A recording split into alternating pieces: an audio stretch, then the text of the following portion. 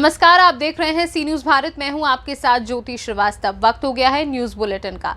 इस news bulletin में हम आपको बताएंगे कि बिहार के भागलपुर में हुए सड़क हादसे में कितने लोग हुए गंभीर रूप से घायल और साथ ही कितने लोगों की हुई मौत।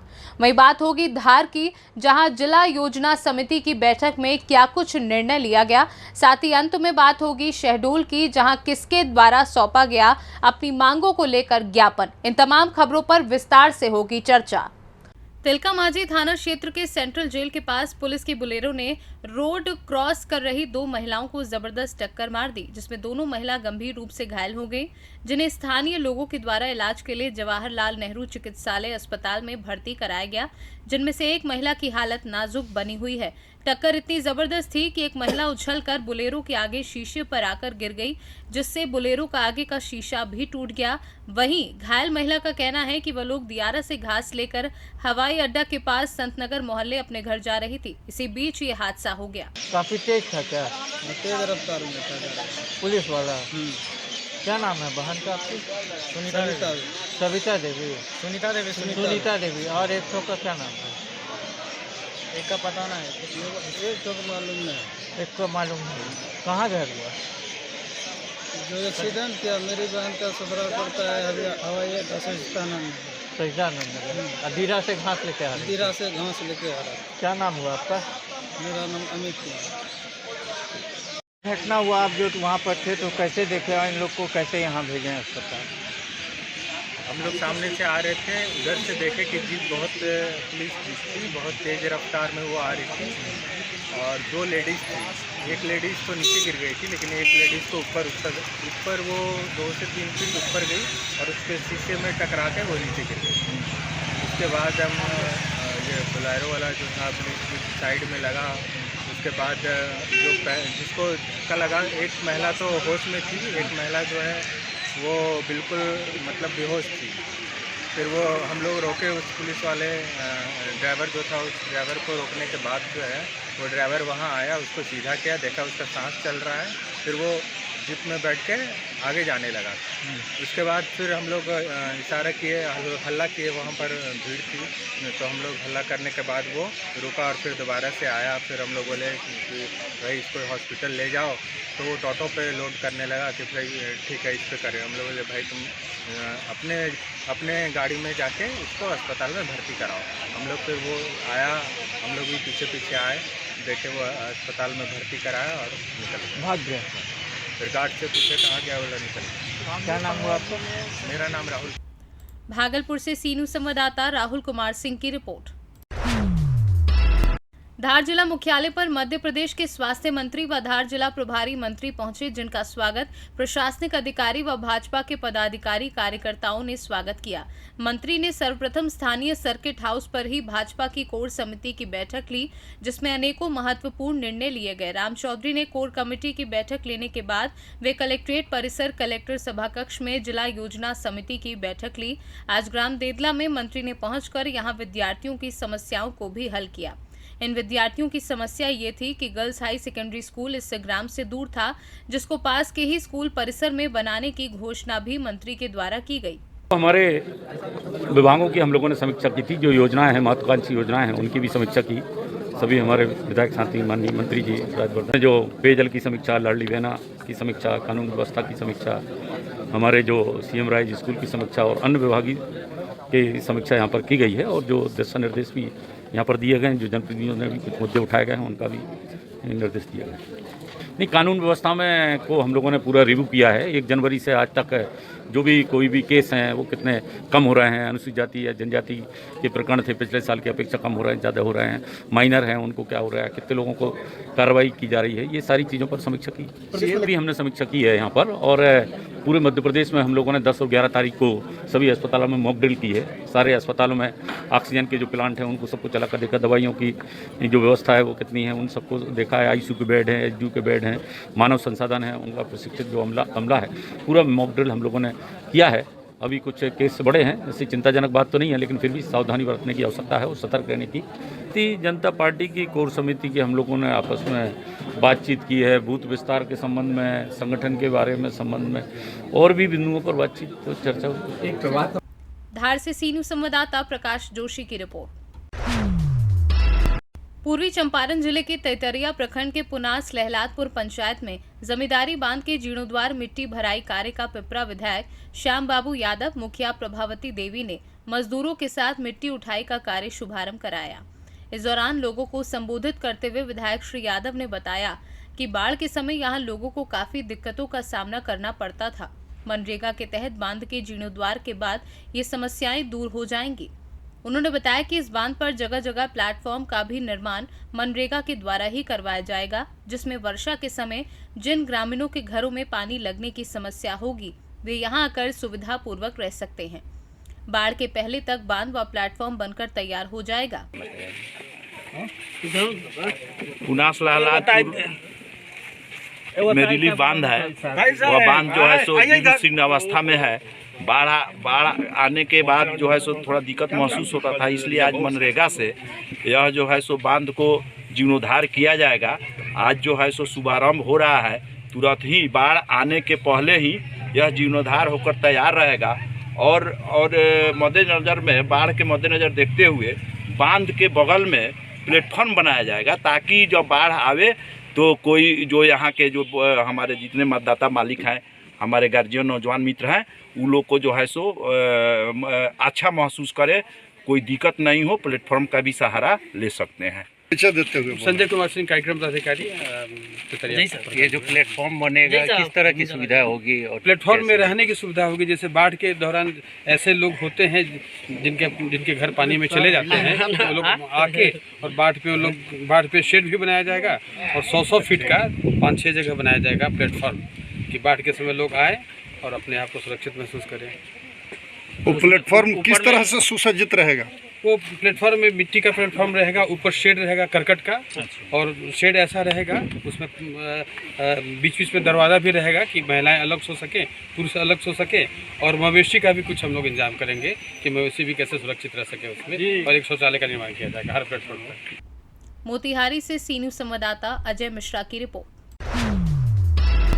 भूमिहार ब्राह्मण सामाजिक फ्रंट ने जातीय गणना के कोडिंग से भूमिहार समाज में फैले भ्रम को शीघ्र दूर करने की मांग राज्य सरकार से की है। इस बाबत बुधवार को फ्रंट का प्रतिनिधि मंडल प्रदेश अध्यक्ष सुरेश शर्मा के नेतृत्व में राज्य के मुख्य सचिव अमीर सुभानी से मिला एवं उन्हें एक ज्ञापन सौंपा। मुख्य सचिव को सौंपे गए ज्ञापन में फ्रंट के द्वारा कहा गया कि राज्य सरकार द्वारा जातीय गणना के लिए जारी किए गए जातिवार कोडिंग में भूमिहार के अलावा भूमिहार 2 बार किया गया है, जबकि इस राज्य में भूमिहार कोई जाति नहीं है। वहीं 2 बार जाति नहीं मूल का नाम है। ऐसे भूमिहार समाज में काफी भ्रम की स्थिति पैदा हो गई है। मुख्य सचिव ने प्रतिनिधि मंडल की बातों को गंभीरता से सुना एवं मौके पर उपस्थित IAS अधिकारी मोहम्मद सोहेल को उक्त ज्ञापन को हस्तांतरित करते हुए जांच कर शीघ्र उचित कदम उठाने का निर्देश दिया है। एक शिष्टमंडल फ्रंट के प्रदेश अध्यक्ष पूर्व मंत्री श्री सुरेश शर्मा जी के नेतृत्व में बिहार के मुख्य सचिव से आज मिला। प्रतिनिधिमंडल में फ्रंट के कार्यकारी अध्यक्ष पूर्व मंत्री श्री अजीत कुमार, कार्यकारी अध्यक्ष पूर्व मंत्री श्रीमती रीना शाही और महासचिव श्री धर्मवीर शुक्ला शामिल थे।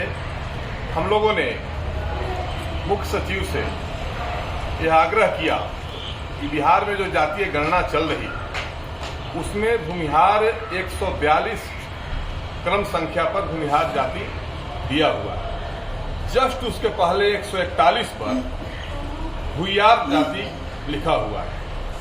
भूमिहार पूरे बिहार में कहीं भूमिहार जाति का कोई अस्तित्व नहीं है। हम लोगों ने अपने स्तर से पूरा छानबीन करके यह आग्रह किया उनसे कि अगर सरकार के नज़र में कहीं भूमिहार कोई जाति है तो उसकी सूचना हम लोगों को भी आप कृपया दें, ताकि जो भ्रम की स्थिति हो गई है पूरे बिहार में, भूमिहार 142 पर दिया हुआ है और 141 पर भूमिहार, क्या भ्रम की स्थिति दूर हो। दूसरा, 89 पर 89 क्रम संख्या पर दोनवार एक जाति है जिसके पोस्ट में लिखा हुआ है मधुबनी और सुपौल 2 जिले में सरकार के अनुसार से, जबकि दोनवार कोई जाति अलग से मधुबनी और सुपौल में है ही नहीं। की ओर से आज एक प्रतिनिधि मंडल बिहार के मुख्य सचिव अमीर सुबहानी साहब से मिला है। मकसद था मिलने का कि अभी जो राज्य सरकार के द्वारा बिहार में जातीय गणना कराया जा रहा है, इसमें राज्य सरकार द्वारा जो जातीय कोडिंग किया गया है उसमें बड़े पैमाने पर विसंगति है। अब यह विसंगति के बारे में आपको बताएं कि भूमिहार मूल रूप से बिहार में भूमिहार जाति है, लेकिन उस सूची में भूइयार और दोनवार, ये जबकि दोनवार एक मूल है भूमिहार का, अब भूइयार कोई जाति बिहार में नहीं है, उसका भी कोडिंग कर दिया गया है, जिससे भूमिहार समाज में काफी कंफ्यूजन है। हम लोगों ने आज मुख्य सचिव को कहा है कि आप इसका जांच कराइए। इस बिहार में कहीं भूइयार जाति नहीं है, कहीं जाति के नाम पर दोनवार नहीं है। मुजफ्फरपुर से सी न्यूज संवाददाता दीपक कुमार तिवारी की रिपोर्ट। शहडोल में बुढ़ार जनपद पंचायत क्षेत्र के ग्राम रोजगार सहायकों ने अपनी मांगों को लेकर अनोखा प्रदर्शन किया है। जीआईएस यूनियन ने जैतपुर भाजपा विधायक मनीषा सिंह को गुलदस्ता भेंट कर ज्ञापन सौंपा है। बता दें कि ग्राम रोजगार सहायक 1 अप्रैल से कलम बंद हड़ताल में है। यूनियन के पदाधिकारियों ने ज्ञापन में कहा है कि बीते 8 वर्षों से सरकार के विभिन्न बिंदुओं पर मांग की जा रही है, लेकिन सरकार सुनने को तैयार नहीं है। ज्ञापन के माध्यम से जीआरएस यूनियन ने कहा कि उनका मानदेय 30,000 रुपये किया जाए, उन्हें जिला संवर्ग में संविलियन किया जाए, रोजगार सहायकों को रेगुलर किया जाए, स्थानांतरण नीति लागू की जाए। रामेश्वर शर्मा, ग्राम रोजगार सहायक संगठन बुढ़ार से। हम 10 से 12 साल से लगातार रोजगार सहायक के पद पर कार्यरत हैं। शासन द्वारा हमें मात्र 9,000 रुपये का अल्प मानदेय दिया जा रहा है। हम लगातार 8 वर्षों से हड़ताल करते चले आ रहे हैं, अपनी मांगों को रखते चले आ रहे हैं, फिर भी आज दिनांक तक सरकार द्वारा हमारी मांगों को पूरा नहीं किया गया। हमारी प्रमुख मांगें सिर्फ 4 हैं। हमें जिला संवर्ग में सम्मिलित कर लिया जाए, सम्मिलियन कर लिया जाए, शासकीय कर्मचारी का 90% मानदेय हमें भी दिया जाए, हमारा स्थानांतरण नीति लागू किया जाए तथा रोजगार सहायकों का जो महंगाई भत्ता है वो भी सब दिया जाए। से हड़ताल में है, 13 तारीख से हड़ताल में है। आगे कदम निरंतर हमारा हड़ताल चलता रहेगा। माननीय हमारी लोकप्रिय विधायिका मनीषा सिंह जी को आज हमने ज्ञापन सौंपा है और यह अवगत कराया है कि हम अल्प वेतनमान में सरकार की सभी योजनाओं को ज़मीनी स्तर पर क्रियान्वयन करते हैं, उसको चलाते हैं। हमारा 9,000 में हमारा परिवार अच्छे से नहीं चल पा रहा है, इसलिए हम ये गुहार लगा रहे हैं अपने स्थानीय विधायक, स्थानीय नेताओं को, मंत्रियों को, सबको अपन सिलसिलेवार देंगे ज्ञापन और इसके माध्यम से सरकार को बताएंगे कि हम बहुत ही परेशान और दुखित हैं। 12 वर्षों से हमारा वेतनमान नहीं बढ़ाया गया। अल्प वेतनमान 9,000 जो कि केवल पेट्रोल का भी नहीं हो पाता है, ऐसे में कैसे काम हो पाएगा। और जबकि 36 योजनाओं का क्रियान्वयन हम करते हैं और ज़मीनी स्तर पर पूरे शासन की जितने भी योजना हैं, हितग्राही योजना हो चाहे जो भी हो, सबका क्रियान्वयन रोजगार सहायक करता है और उसका अल्प वेतनमान है। इसी के लिए हमने गुहार लगाई है। अब माननीय जी ने आश्वासन भी दिया है कि हम आपके गुहार को माननीय मुख्यमंत्री के समक्ष जरूर रखेंगे और इसी के साथ हम अपने हमारे बुढ़ार ब्लॉक के सभी रोजगार सहायक उपस्थित हैं। हमारे सभी रोजगार सहायकों की मांग है कि हमारी जो भी मांगे हैं आप लोगों ने ज्ञापन में दिया है, इसको मैं निश्चित मध्य प्रदेश के यशस्वी मुख्यमंत्री माननीय श्री शिवराज सिंह जी चौहान जी तक इस मांग को मैं वहां तक पहुंचाऊंगी और यही हमारे सभी रोजगार सहायकों की यहाँ पर प्रस्ताव है।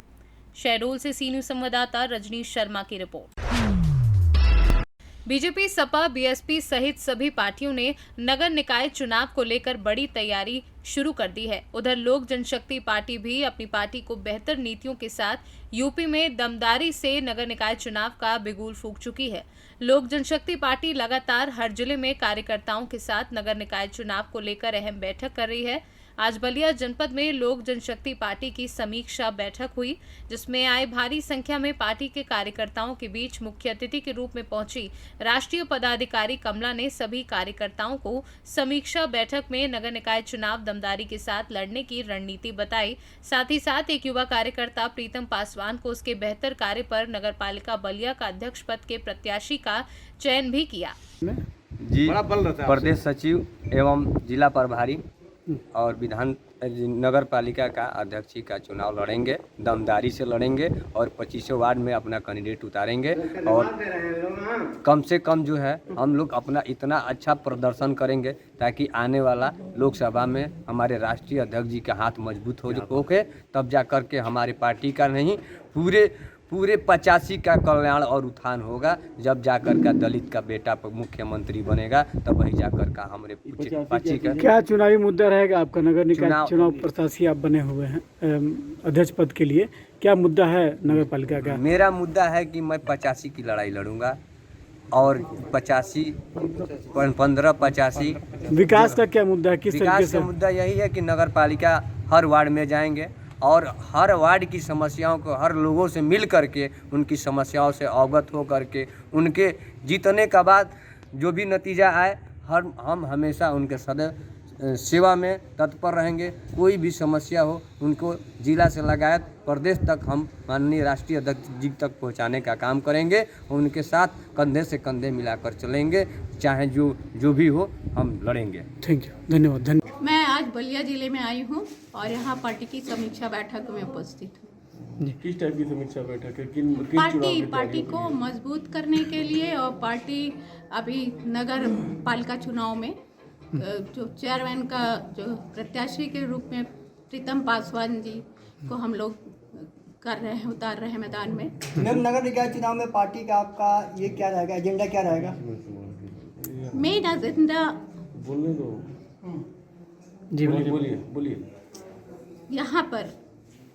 यहाँ की जो नागरिक बलिया जिले के जो हमारे नागरिक हैं उनकी क्या परेशानी है, उनकी क्या समस्याएं हैं, हम लोग उनके बीच में हमारे जो प्रत्याशी हैं और हमारे पार्टी के लोग जाके उनसे बातचीत करके मालूम करेंगे कि यहाँ क्या समस्याएं हैं। तो उस ज्वलंत समस्याओं को लेके हम उनकी समस्याओं का निराकरण करेंगे। बलिया से सीनू संवाददाता कृष्ण की रिपोर्ट। रामनगर प्रखंड के सुदूर ग्रामीण क्षेत्रों के दलित महादलित बस्ती में बाबा साहब के सपनों का भारत बनाने के लिए रामनगर जदयू प्रखंड अध्यक्ष संजय मिश्रा के नेतृत्व में पलक भारती, आलोक कुमार व अन्य कार्यकर्ताओं द्वारा सभी घरों पर बाबा साहब एवं मुख्यमंत्री नीतीश कुमार के विचारों पर चलने के लिए स्टिकर लगाया गया। वहीं पलक भारती ने दलित समाज के उत्थान के लिए बाबा साहब के विचारों और मुख्यमंत्री नीतीश कुमार के विकसित बिहार बनाने के सपने को पूरा करने के लिए सुदूर ग्रामीण क्षेत्रों में घर घर स्टिकर लगाकर लोगों को जागरूक करने की पहल की। नीतीश कुमार जी के द्वारा भीमराव अंबेडकर जी के जयंती के उपलक्ष्य में हम लोग हर प्रखंड में, हर पंचायत में जाकर के दलित बस्ती में उनके स्टिकर को चिपकाया जा रहा है। क्या संदेश देना चाहते हैं इसके माध्यम से आप लोग? संदेश यही देना है कि जितने भी दलित बस्ती के लोग हैं वो जागरूक हैं। इनके थ्रू जागरूक करने के लिए हमारे माननीय मुख्यमंत्री जी ये स्टिकर लगवा रहे हैं, जिससे कि भीम चौपाल का भी आयोजन किया गया था। अभी 14 अप्रैल को उनका जन्म उत्सव है, उसी के शुभ अवसर पे हम लोग डोर टू डोर जा करके हर प्रखंड में, हर पंचायत में हम लोग स्टिकर चिपकाने का कार्य कर रहे हैं। दलित समाज के उत्थान के लिए माननीय नीतीश कुमार के द्वारा ये संचालित कार्यक्रम को आप लोग कर रहे हैं जी, उन्हीं के द्वारा हम लोग संचालित हमारे प्रखंड। आपका नाम? मेरा नाम हुआ पलक भारती संयोजक और मैं अपने प्रखंड अध्यक्ष हमारे भैया हैं संजय मिश्रा जी, उन्हीं के साथ हम लोग मिल करके अपना कार्य कर रहे हैं। हम लोग माननीय मुख्यमंत्री जी के निर्देशानुसार, प्रदेश के निर्देशानुसार, जिला के निर्देशानुसार हमारे मुख्यमंत्री के जो कार्यकलाप है, क्योंकि विधिकार हमारे भीमराव अम्बेडकर थे और नीतिकार हमारे नीतीश कुमार हैं, उनके सपनों का साकार नीतीश कुमार जी कर रहे हैं। इसलिए उनके आदेश पे हम लोग प्रत्येक गांव में और हर पंचायत के हर गांव में दलित समाज के लोगों को जागरूक कर रहे हैं, क्योंकि बाबा भीमराव अम्बेडकर के जो जितने भी सपने हैं उसको पूरा करने के लिए नीतीश कुमार जी तत्पर हैं और पूरा कर रहे हैं। इसलिए हम लोग उनके स्टिकर को पूरे प्रखंड में, हर पंचायत में, हर गांव में छपवा कर लोगों को जागरूक कर रहे हैं कि 13 तारीख को दीप प्रज्वलित कर बाबा भीमराव अम्बेडकर को याद किया जाए तथा 14 तारीख को उनकी 132वीं जयंती रामनगर उनके मूर्ति पे माल्यार्पण कर और कर्पूरी आश्रम में 14 तारीख को 11 बजे से उनके जयंती समारोह मनाया जाएगा। उसमें दलित महिलाओं को, जो जितने भी दलित हैं, उनको सम्मानित किया जाएगा और बाबा के प्रेरणास्रोत उनके उद्देश्यों को उनके सामने पेश किया जाएगा, ताकि उनके थोड़ा भी अगर उद्देश्यों को, उनके कार्यकलापों को अपना लिया जाए तो पूरी हम लोगों की हार्दिक इच्छा, नीतीश कुमार की इच्छा पूरी हो जाएगी। आपका नाम? संजय। बेतिया से सी न्यूज संवाददाता विनोद कुमार की रिपोर्ट। सोल्जर बोर्ड चौराहे के पुलिस बूथ में पुलिसकर्मी का फांसी पर लटका हुआ शव मिला। देवरिया जिले का रहने वाला है पुलिसकर्मी का नाम बताया जा रहा है अशोक यादव। यातायात पुलिस हरदोई में तैनात है। कोतवाली शहर क्षेत्र का मामला बताया जा रहा है और पुलिस अधीक्षक राजेश द्विवेदी ने मौके पर पहुंचकर फॉरेंसिक टीम के साथ जांच की है। लगने का प्रकरण आया है, कहां पर फांसी लगाई गई है और क्या पूरा मामला और किस व्यक्ति ने फांसी लगाई है? ये हमारा ट्रैफिक कांस्टेबल था अशोक कुमार यादव और ट्रैफिक में ही इसकी ड्यूटी थी। अब किन्हीं कारणों से इसने पुलिस बूथ में रात में किसी टाइम सुसाइड कर लिया है फांसी लगा करके। अभी तक कोई कारणों का पता नहीं चला है, जिसकी पड़ताल की जा रही है, घर वालों से बात की जा रही है और जो विधिक कार्रवाई हम लोग कर रहे हैं और देख रहे हैं किन कारणों से ऐसा हुआ है। कहाँ का रहने वाला है, क्या जानकारी? ये अभी तक तो यही मालूम पड़ा है, देवरिया का है ये और यहाँ अकेले ही रहता था। इसके आवाज़ से भी देखा जा रहा है, कहीं कुछ पता चल सके। जो लोग इसके फ्रेंड्स हैं या कल जो ड्यूटी किए थे साथ में, उनसे भी बात की जा रही है। हरदोई से सी न्यूज संवाददाता अमरीश कुमार की रिपोर्ट। झांसी में गैंगस्टर एक्ट के मामले में जिला प्रशासन की कस्टडी में मकान और जमीन पर चोरी और कब्जा होने का आरोप लगाकर कार्यवाही की मांग करते हुए जिलाधिकारी कार्यालय में शिकायती पत्र दिया गया। शहर कोतवाली क्षेत्र के पंचवटी कॉलोनी निवासी राना बेगम पत्नी कदीर खान ने जिलाधिकारी कार्यालय पहुंचकर ज्ञापन देते हुए अपनी पूरी व्यथा बताई है। आइए आपको सुनवाते हैं उनकी पीड़ा उन्हीं की जुबानी। क्या नाम है आपका? राना बेगम। आज आप यहाँ जिलाधिकारी के आई, क्या शिकायत लेकर आई? मेरा घर 9 महीने से सीज है, 10वां महीना चल रहा है और सीज मकान में किसी ने चोरी की है, ताले तोड़े हैं। तकरीबन 8 बजे मेरा चौकीदार वहाँ पहुँचा तो उसने देखा कि चैन टूटी है, अंधेरा था। बाकी सारे इलाके में लाइट आ रही थी, वहाँ लाइट नहीं थी, तो उसने टॉर्च की रोशनी से देखा तो ताले टूटे हुए थे। तो उसी की जानकारी देने में यहाँ कलेक्ट्रेट में आई हूँ कि मेरे। आपका मकान कब से क्या है? मेरा मकान 9 महीने से सीज है। गैंगस्टर की कार्रवाई में घर को सीज कर दिया गया था, तब से बहुत परेशान है, लेकिन चौकीदार बिठाया हुआ है, तब भी वहाँ चोरी हो गई है। अभी आपको पता है क्या क्या सामान गया आपके घर से? मुझे कुछ नहीं पता, क्योंकि मैं तो वहाँ देखने गई नहीं हूँ। अभी तो मैंने रात में कोतवाली में शिकायत की, अभी सुबह उन्होंने बोला कि सुबह जिलाधिकारी क्या शिकायत करो, तो यही शिकायत लेकर आई हूँ, क्योंकि प्रशासन ने सीज किया था, प्रशासन के द्वारा ही खोला जाएगा घर।